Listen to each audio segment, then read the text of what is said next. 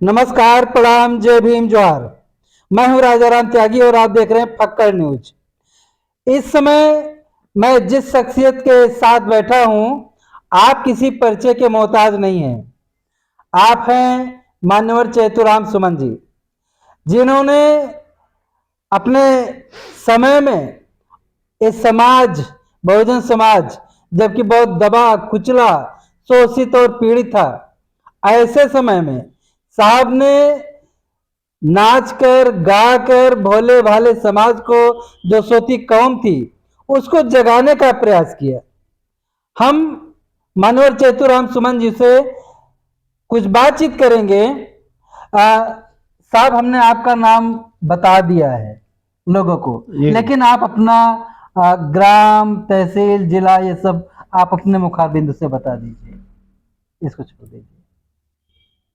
साथियों, हमारा नाम है चैतुराम सुमन, उधर देख करके, निवासी पांडे पेगोली, जनपद अंबेडकर नगर, तहसील भीटी, थाना अहरौली का मैं स्थायी निवासी हूँ।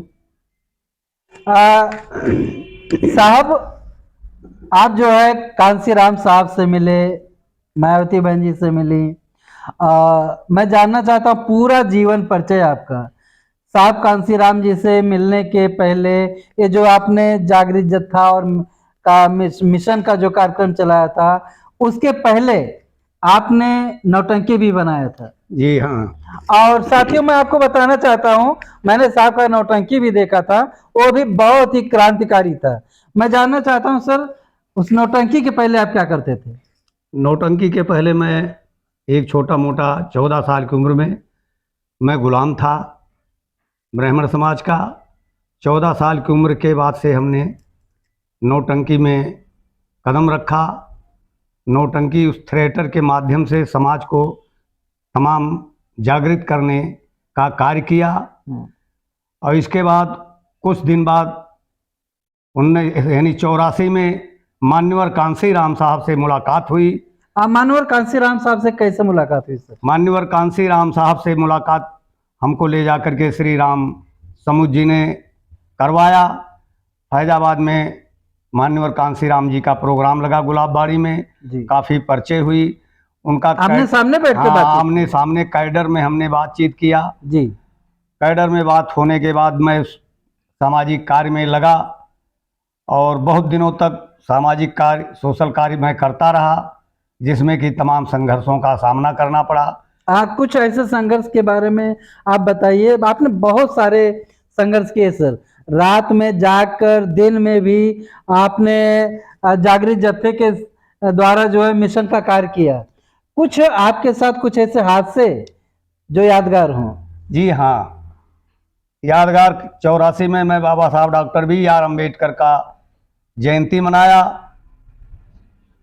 वहाँ सामंतों का वर्चस्व था। ये अम्बेडकर जयंती का आपने कहाँ मनाया था सर? ग्राम बाला पेकोली में। अच्छा अच्छा। बाला पेकोली में मनाया अम्बेडकर जयंती, जिसमें राम समुद्र जी, R.K. चौधरी और क्रांतिकारी श्री राम जी, तमाम लोग पार्टी के वामसेफ के लोग आए थे। सर, बाला पेकोली तो आपका ग्राम सभा रहा है? हाँ जी, हाँ जी। अच्छा, जी जी। तो उसमें तमाम लोगों ने छीटाकशी किया, तमाम संघर्ष का सामना किया। वहाँ से मैं निकाल दिया गया। दूसरे गांव में आकर के ग्राम सभा पांडे पेकोली में मैं रहने लगा। लोगों ने काफ़ी प्रताड़ित किया, मारा पीटा हमको 2 बार। ये सामाजिक कार्य के चलते? हाँ, सामाजिक कार्य के नाते तमाम लोगों ने प्रताड़ित किया। 2 बार हमें फैजाबाद जेल के अंदर भेजा गया। बड़े लड़के को हमारे 307 का मुर्जिम बनाया गया, जिसकी वकालत हमारे माननीय R.K. चौधरी जी कर रहे थे। किसी तरह से छुटकारा पाया, जो BSP में मंत्री रहे। हाँ जी हाँ। तो साथियों, इसके बाद मैं सामाजिक कार्य करने के लिए R.K. चौधरी फैजाबाद से जब सांसदी लड़े, तो सोहावल विधानसभा में हमारे ऊपर 303 से मैं दागा गया। वहाँ से फिर मैं सामाजिक कार्य करने के लिए सुल्तानपुर को भेजा गया। सुल्तानपुर चांदा विधानसभा में मेरे ऊपर पेट्रोल बम फेंका गया, तमाम प्रताड़ना किया गया, घर से निकाला गया, दूसरे गांव में रहने लगे। सामंतों ने मेरा घर द्वार सबको जला के नाश राख कर दिया। फिर भी मैं चलता रहा और पीछे कदम नहीं हटाया। उस वक्त करते रहे? कार्य करते रहे। समाज के लोगों ने काफ़ी प्रयास किया, काफ़ी साथ दिया हमको जिंदा रहने के लिए। आज समाज की देन है जो मैं अभी तक मैं जिंदा हूँ, ये समाज के लोगों की कुर्बानी है। समाज के लोगों ने अथक प्रयास किया हमको जिंदा रखने के लिए, काफ़ी साथ दिया। और समाज की देन है कि आज हमारे बच्चे पढ़ लिख के, एक लड़का मेरा डॉक्टर हो गया, MBBS MD है, और एक लड़का मेरा इंजीनियर है, और एक लड़का मेरा LLB करके घर ही हैं, एक लड़का मेरा जूनियर हाई स्कूल का मास्टर है। दर्शकों, मैं आपको बता दूं कि जब साहब बहुजन समाज को जगाने के लिए काम कर रहे थे, और उस समय जो है सामंतशाही, मनवादी, ये सब चरम सीमा पर थी, और साहब का कार्यक्रम लगने के लिए कोई लगने नहीं देता था। लेकिन कि मानवर कांसीराम साहब के विचारों को लेकर जब साहब आगे बढ़े और इन्होंने लोगों में उत्साह फूंकने का काम किया, तो एक बहुत भारी भीड़ आपके साथ में चलती थी, और कई कई थाने की पुलिस और कई बटालियन PSC सब इनके साथ लगते थे। ऐसा तो शायद किसी मंत्री या अन्य कैबिनेट मंत्री या किसी बड़े नेता के साथ में भी इतनी फोर्स नहीं लगती थी। साहब, इतनी फोर्स लगने का कारण क्या था? इतनी फोर्स लगने के कारण क्योंकि मैं व्यवस्था के खिलाफ बोलता था। जो व्यवस्था लागू थी वो व्यवस्था हमारे समाज के अनुकूल नहीं थी। कौन सी व्यवस्था? मनवादी व्यवस्था थी, जो उनकी ऊंच नीच, भेदभाव, छुआछूत जिसमें चरम सीमा पर था, उस व्यवस्था के खिलाफ मैं बोलता था। अपने समाज के हक अधिकार के लिए बोलता था, मान सम्मान, रोटी कपड़ा मकान के लिए बोलता था। ये लोगों को पसंद नहीं आता था। कांसीराम साहब से आपकी कितनी बार और कैसे मुलाकात? कांसीराम के साथ हमारा कई बार मुलाकात हुई, 3-4 बार मुलाकात हुई है। कांसीराम को जौनपुर की धरती पे कांसीराम का बाजू पकड़ के मैं मंच पे ले जाने और चढ़ने वाला कार्य किया हूँ। कांसीराम का फैजाबाद नरिंदालय में हमने कैडर लेने का काम किया है, उनकी बगल बैठ करके। कांसीराम के साथ तमाम प्रोग्राम कांसीराम के कहने के अनुसार, उनके मिशन के अनुसार, उनके कथना के अनुसार तमाम प्रताड़ना हमने झेला और झेलते हुए इस मुकाम पर आज भी मैं जिंदा हूँ। ये समाज की देन है। लोगों ने काफ़ी प्रयास हमको मिटाने के लिए किया, लेकिन समाज के लोगों ने हमको मिटने नहीं दिया। बहुजन समाज पार्टी की 4 उत्तर प्रदेश में सरकार बनी, और उसका ज्यादातर श्रेय मानवर चेतुराम सुमन जी को पूर्वांचल में जाता है। पश्चिम में काशीनाथ यादव बलिया वाले, जी, और पूर्वांचल में मानवर चेतुराम सुमन जी। आपने रात दिन अथक मेहनत कर करके और समाज को जगाया, और तब बहुजन समाज पार्टी की उत्तर प्रदेश में 4 बार सरकार बनी। क्योंकि साहब कांसीराम जी, बहन मायावती जी के और बहुजन समाज पार्टी के लिए लोगों को जगाने का काम करते थे। सर, बाद में कुछ ऐसा हुआ कि बाबा साहब अम्बेडकर और कांसीराम साहब के नामों के लिए तो आप संघर्ष करते रहे, लेकिन कि बहन जी के नाम को आपने लेना बंद कर दिया, क्या कारण रहा? कारण ये है कि हमने जब अनुभव किया कि राजनीति से हमारे समाज का कल्याण होने वाला नहीं है, राजनीति से काम चलने वाला नहीं है। आज तक हमारा समाज और हम, जहां इंजन बदलने की बात आती थी वहां हम ड्राइवर बदलते थे, और जहां व्यवस्था बदलने की बात आती है वहां हम सत्ता बदलते रहे। लेकिन उससे हमारे समाज का ना कल्याण हुआ और ना होगा, और ना होने की संभावना पाई जाती है। ये इंजन और ड्राइवर के बारे में थोड़ा खुल करके बताइए। इंजन और ड्राइवर के बारे में, जैसे बुलेट ट्रेन का ड्राइवर ले आकर के अमेरिका से पैसेंजर गाड़ी पर बिठा दिया जाए, तो वो बुलेट ट्रेन वाला ड्राइवर पैसेंजर गाड़ी को बुलेट ट्रेन के रफ्तार से नहीं चला पाएगा, न उतने रफ्तार से वो गाड़ी चल पाएगी, क्योंकि उसका रफ्तार पैसेंजर का है, और उसको बुलेट ट्रेन के रफ्तार से चलने के लिए उस पैसेंजर गाड़ी का इंजन बदलना पड़ेगा, तब जो है वो बुलेट ट्रेन के रफ्तार से चल पाएगी। ड्राइवर बदलने से बुलेट ट्रेन के रफ्तार से वो ट्रेन नहीं चल पाएगी। साथियों, समाज का कल्याण व्यवस्था बदलने से ही हो सकता है। जब व्यवस्था के अंदर हमारा अधिकार आएगा तो प्रधानमंत्री, मुख्यमंत्री, चाहे जिस बिरादरी का हो, चाहे जिस जाति का हो, उसकी मजबूरी है वो हमारा अधिकार जरूर देगा। जिस समय आरक्षण लागू हुआ उस समय प्रधानमंत्री कोई एससी बिरादरी का नहीं था, उस समय पंडित जवाहरलाल प्रधानमंत्री थे, लेकिन हमारा आरक्षण व्यवस्था के अंदर था, उनकी मजबूरी थी, हमको आरक्षण उन्होंने दिया। व्यवस्था के बारे में थोड़ा और क्लियर कीजिए सर। व्यवस्था के बाबा साहब डॉक्टर B.R. अम्बेडकर ने भी कहा था कि जाति के बुनियाद पर कितनी सुंदर महल खड़ी कर दिया जाए लेकिन उसको ढहने से कोई रोक नहीं पाएगा। तो जात के नाम पर हम लड़ाई नहीं लड़ सकते हैं। आज जात के नाम पर लोगों ने लड़ाई लड़ने के लिए हमें तैयार किया। जिस जाति का हमसे विरोध करवाया, जिस व्यवस्था का हमसे विरोध करवाया गया, लोगों ने उसी व्यवस्था को छोड़ करके उसी व्यवस्था के मानने वालों के साथ में जाकर के घुल मिल गए, उसी जाति के लोगों में जाकर के घुल मिल गए और चैतूराम सुमन को ऐसे चौराहे पर ला के छोड़ दिया कि चैतूराम ना इधर का रह गया ना उधर का, हम किसी से बात करने लायक नहीं रह गए। मान्यवर साहब का एक गीत सुनते हैं, उसके बाद फिर आगे बात करते हैं।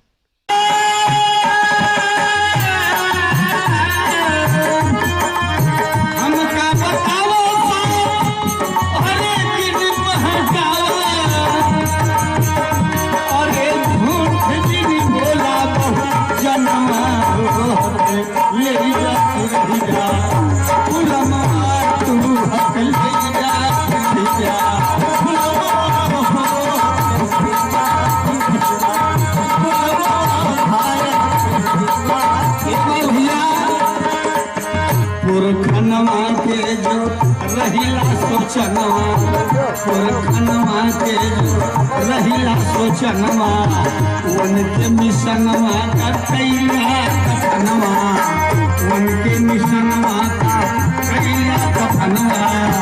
पुरखनवा के जो रहल सोचनवा, उनके मिशनवा का कैला कफनवा। अरे भीमराव के जो रहिला सोचनवा, उनके मिशनवा का कैला कफनवा, उनके मिशनवा का कैला कफनवा, उनके मिशनवा का कैला कफनवा।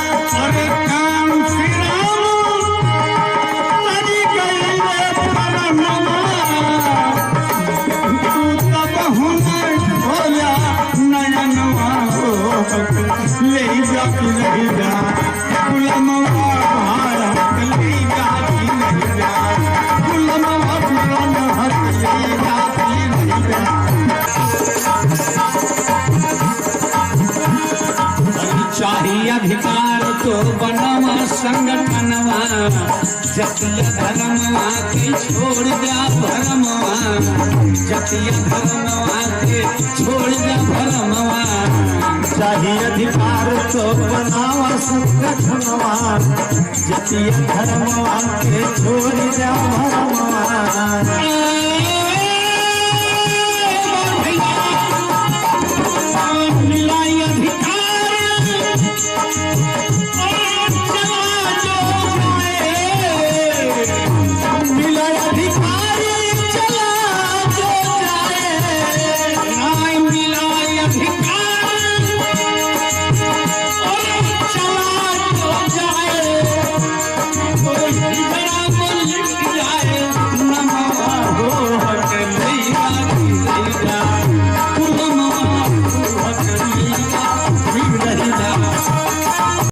आगे और कुछ बताइए। आपके कितने बेटे हैं? हमारे पास 4 बेटे हैं। एक इंजीनियर हैं, एक डॉक्टर हैं, एक जूनियर हाई स्कूल के मास्टर हैं, एक LLB करके घर ही रहते हमारी देखभाल करते हैं। बेटियों में? बेटियों में 4 बेटियां हैं। 2 हमारी बेटियां अध्यापिका हैं, एक पढ़ी लिखी नहीं है बड़ी बेटी, उसी संघर्ष में वो पढ़ा नहीं पाया, और एक पोस्ट ग्रेजुएट हैं बीए और बीएड करने के बाद वो अपने पति के साथ सुखी हैं। अच्छा, सामाजिक परिवर्तन की जो ये लड़ाई लड़ रहे थे सर आप, जी, तो आपके परिवार का कितना योगदान रहा उसमें? हमारे परिवार का उसमें बहुत योगदान रहा, खासकर हमारी पत्नी का बहुत बड़ा योगदान रहा।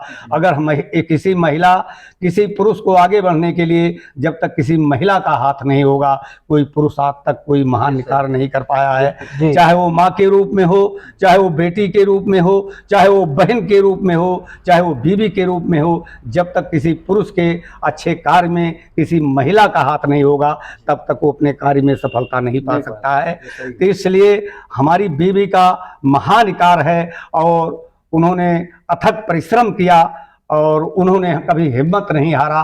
इस ऊंचाई पर उनका अहम भूमिका है जो इस ऊंचाई पर हमको पहुंचाया है उन्होंने। आज आपकी उम्र कितनी है सर? इस समय हमारी उम्र करीब लगभग 80 वर्ष की उम्र हो चुकी है, जबकि मैं हार्ट का पेशेंट हूँ। बोलने चालने के लिए डॉक्टर मना कर दिया है, दवा खाता हूँ, घरी पे रहता हूँ।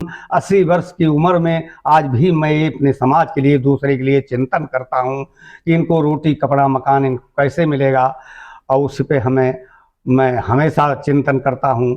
आपको बता दूं कि मानवर चेतुराम सुमन जी ने अपने सामाजिक परिवर्तन के दौरान ऐसा चिघाड़ उखाड़ दिए हैं। कौन हर चलाओ तो साहब, कौन मिंटलवा मिंटलवा हर चला दे कि बड़ा पाप एकदम ढेला। और साहब कहे कि एका केहू बड़े बड़े विधायक सांसद एका जिंदगी में समथर करते रही हैं, तो वो समथर न कह पाई हैं। और ये सच है कि काफी दिन तक का बहुत लोग प्रयास किए और समथर ना कह पाए। लेकिन साहब अब कुछ लागत है कि वह तो ना समथर कह पाए, लेकिन कि जवन खेतवा के रखवाल रहे वो नहीं सब समथर कर लपटियाना है। क्या कहना चाहते हैं आप?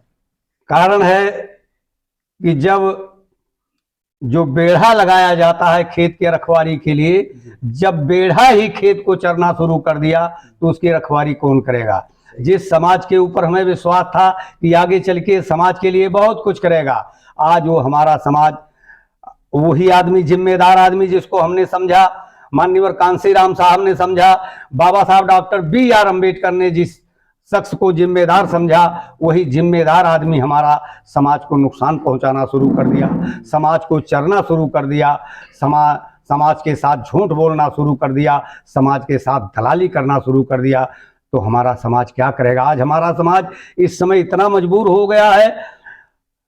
समाज कहा गया है किसी समाज को इतना तोड़ दो, इतना रौंद दो कि वो अपना यानी जीना ही अपना विकास समझे। लेकिन आज मैं देख रहा हूं हमारे समाज को इतना रौंद दिया गया कि इतना तोड़ दिया गया कि 5 किलो राशन ही वो अपना विकास समझ रहा है। एक गीत बाबा मानवर साहब का एक गीत और हम लोग सुन लेते हैं। हरे स्वर्ग नरक के चाल बिना तुहे ऐसन ही फसाई, स्वर्ग नरक के चाल भूनी तुहे ऐसन ही फसाई। हो स्वर्ग नरक के जाल भी तुहे ऐसन ही फसाई।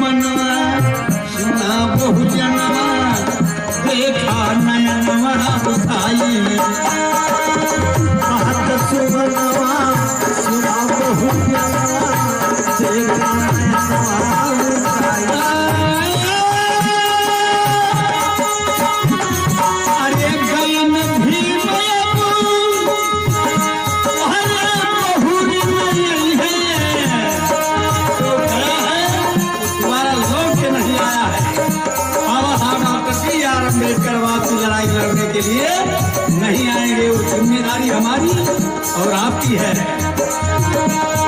ये कहीं न भीम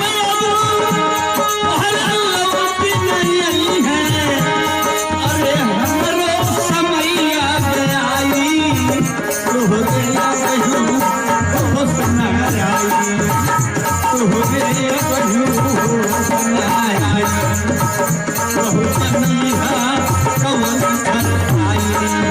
मनोहर साहब, ढोंग और पाखंड के विषय में आपने बहुत बातें की हैं। आप ऑन कैमरा बताएं ढोंग और पाखंड के विषय में। ढोंग और पाखंड समस्या जो हमारे समाज में इस समय व्याप्त है, उस समस्या का समाधान ना तो काशी बनारस है, ना वो राम मंदिर है, और ना मथुरा जी का मंदिर है, ना तीर्थ व्रत है। उस समस्या का समाधान ना पूजा पाठ है, ना नवरात्र है। मनुष्य की सबसे बड़ी जरूरत क्या है? सबसे बड़ी जरूरत मनुष्य की है वो भूख है। भूख से बढ़ के दुनिया में कोई समस्या नहीं है। भूख ऐसी चीज है, भूख लगने के बाद एक मर्यादित पुरुष अपनी मर्यादा को ताक पर रख देता है और चोरी करने पर आमादा हो जाता है। एक भूख लगने के बाद कोई पतिव्रता नारी हो, अपनी सत को, अपने पतिव्रता को ताक पर रख के वो अपने इज्जत को नीलाम करने पर उतारू हो जाते हैं। महासंत कबीर साहब ने कहा कि ना देखा कुछ भाव भजन माँ, ना कुछ देखा पोथी माँ, कहे कबीर सुना भाई साधो जो देखा तो रोटी माँ। रोटी आदि और रोटी अंत, रोटी माँ सब साधु संत, रोटी मुँह आवे रोटी जी आवे, रोटी बिन मुख बात न आवे। रोटी की समस्या अगर हमारे समाज में हल हो जाए तो सारी समस्या दूर हो जाए। लेकिन आज तक मैं देखा हूँ, चाहे वो धार्मिक लीडर रहा हो, चाहे सामाजिक लीडर रहा हो, चाहे राजनैतिक लीडर रहा हो, वो मंच के ऊपर चढ़ता है तो भूख जैसी समस्या के बारे में आज तक कोई बातें नहीं करता है।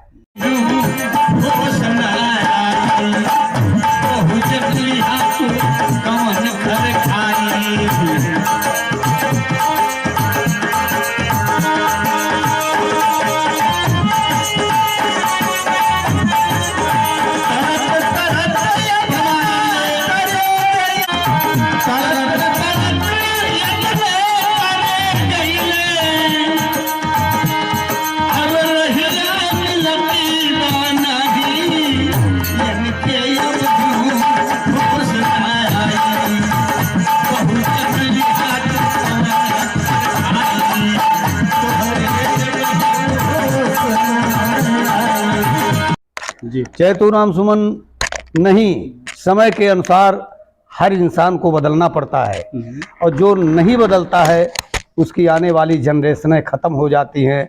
डायनासोर अपने आप को बदल नहीं पाया, आज वो लुप्त हो गया। चैतुराम सुमन बदला नहीं है, लोग बदल गए। मैं कहता हूँ कि सफ़र तो दूर है लेकिन अभी थका नहीं हूँ मैं। सफ़र तो दूर है लेकिन अभी थका नहीं हूँ मैं। दुश्मनों से कह दो कि अभी भटका नहीं हूँ मैं।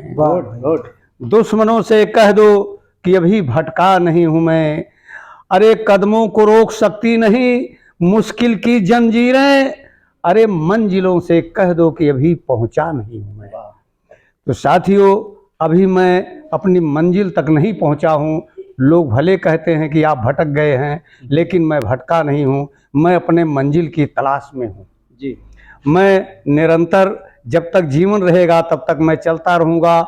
लोग कहते हैं कि धर्म बदल दो तो शायद सारी समस्या का समाधान हो जाएगा, लेकिन चैतुराम सुमन कहता है कि धर्म बदलने से ना कर्म बदल जाएगा और शमशान बदलने से ना मुर्दा बदल जाएगा।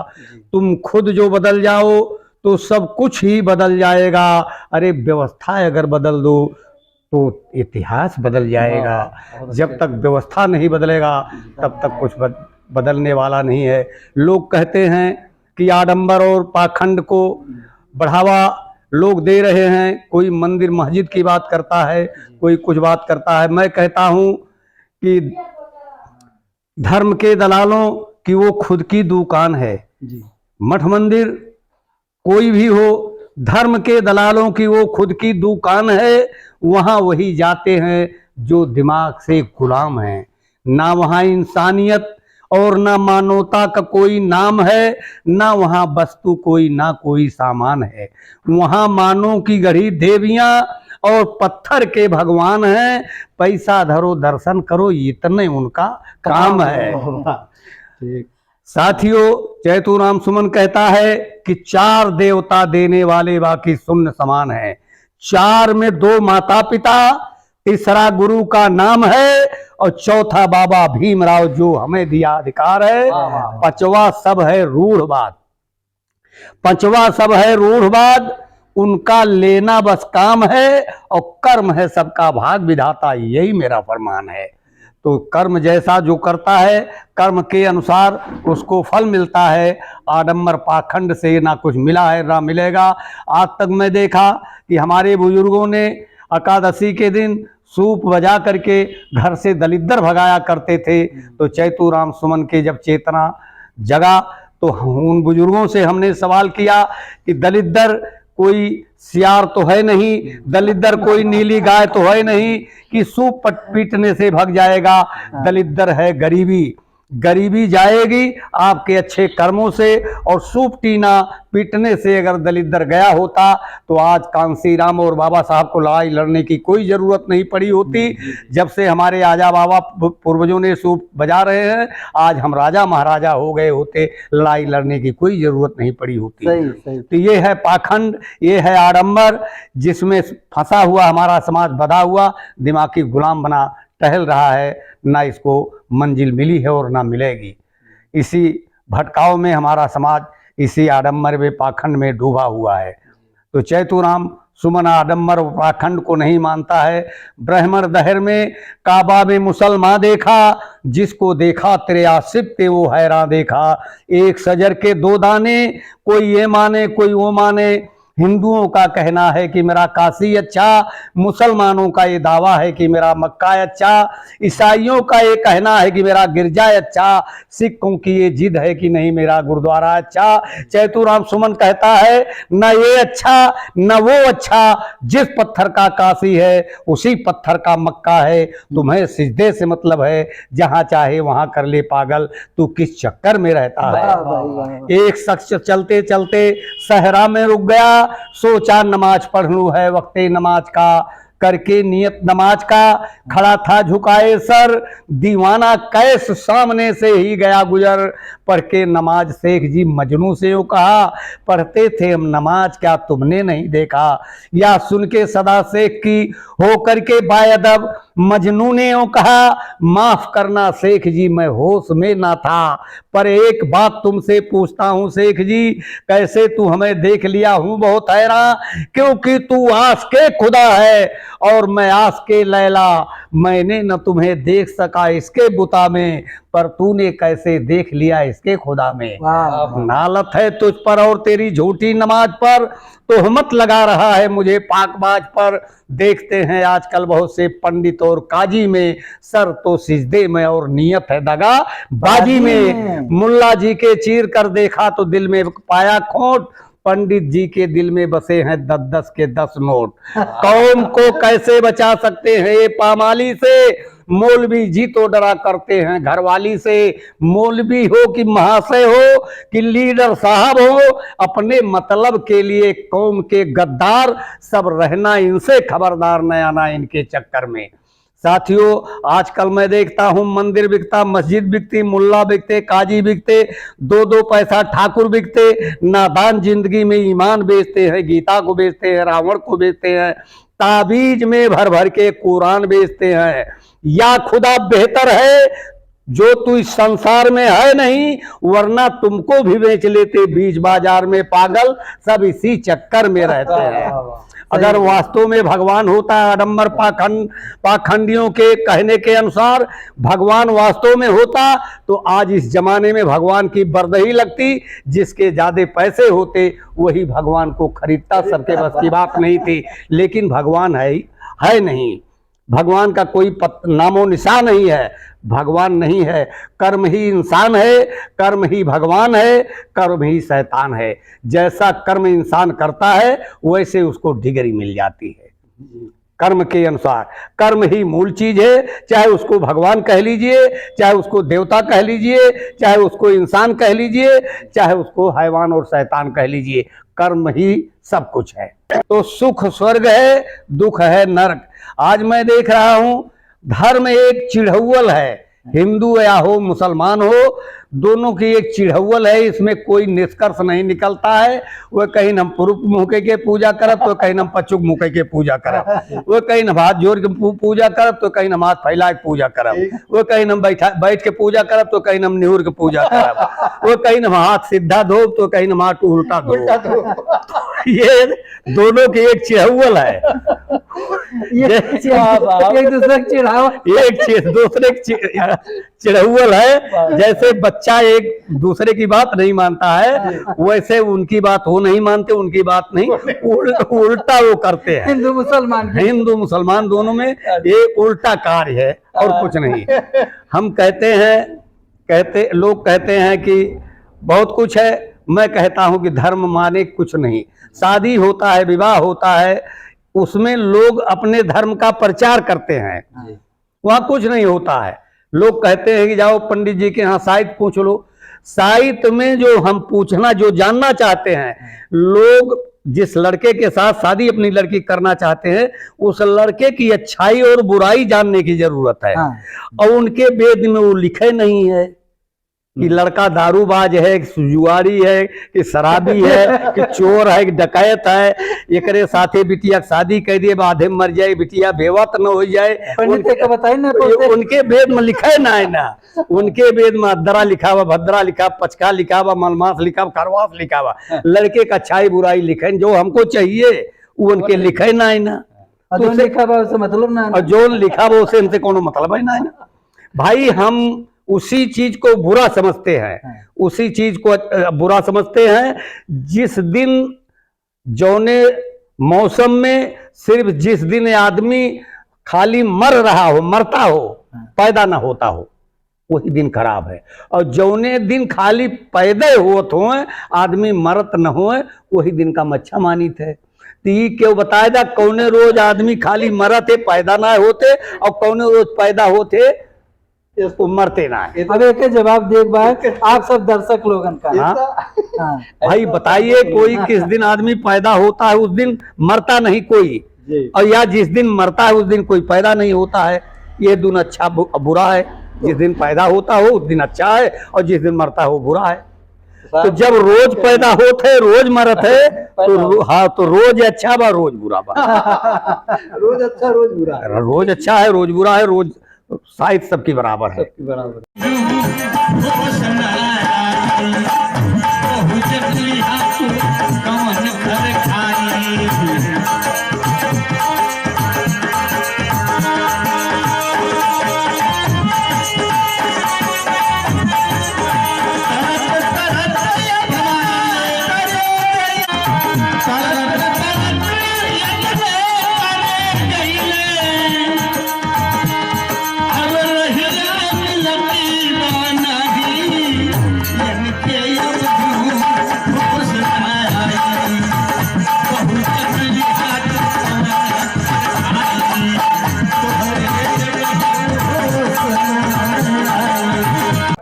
मैं एकदम नास्तिक हूँ, आस्तिक नहीं हूँ, न पूजा पाठ करता हूँ, न कोई देवी देवता मानता हूँ। हमारे यहाँ पहले देवी देवता मानत रहे। अच्छा। हमारे बुढ़िया माई एक रहा तो घर रहबे करे, लेकिन एक कोठरी सारे देवते फंसाए रहा वो हमा हमारे माई हमा में सबका हल ही न दिए। काहे हमा बिना नहाने धोए अगर हलव्या तो देवते आँख दिया दीदा फोड़ डरी हैं, तो हमा हल ही न दिए।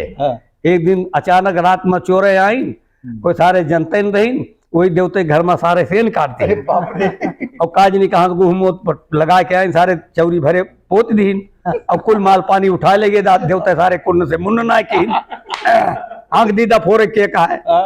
फिर सारे अम्मा हमरे उठी, कहीं भैया रोए लागी, छाती में पीरे लागी, कहीं अरे मार भैया ही का हो गया। तो हम कहें माई देवतन से पूछा भाई वो वही जाने, उनके घर में सेन कटी बा, और हमारे सबका तो हमारा हल न दिए तेहू कहा तेहू आंख दीदा फोड़ डरी है। तो उनसे पूछा कि का हो गए।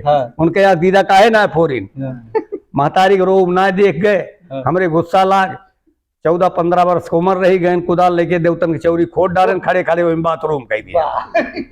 अब वही रोज से देवते सारे काज नहीं, अमेरिका चला गए काज नहीं, सऊदिया चला गए काज नहीं, उनके वह पूजा रहा है अब तक सारे लौट के उबन की।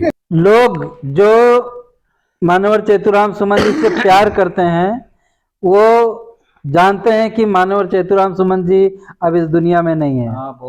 तो इसीलिए हमने ये प्रयास किया कि साहब का इंटरव्यू लेकर के आप सब तक साहब का चेहरा पहुंचाएं कि आप जान लें कि साहब अभी 80 वर्ष की उम्र में भी जवान हैं पूरी तरह से। और क्या, और बस ये अलग बात है कि हार्ट के पेशेंट होने के कारण आपको आपके बीच में नहीं आ पा रहे हैं और डॉक्टरों ने मना कर दिया है।